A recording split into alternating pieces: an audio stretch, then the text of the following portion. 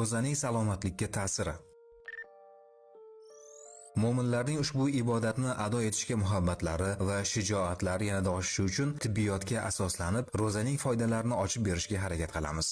Olib borilgan tadqiqotlarda ro'za qon bosimining ko'tarilishi bilan bog'liq 100 dan ortiq kasalliklarga davo bo'lishi aniqlangan. Xususan, ro'za qon bosimining ortishi, qandli diabet, surunkali astma, nafas olish, yurak, jigar, allergiya, surunkali ekzema, teri kasalliklari kabi juda ko'plab kasalliklarga shifo bo'ladi. Ayniqsa, ro'za yurak saratoni, miya xurujiga qarshi samarali sanaladi.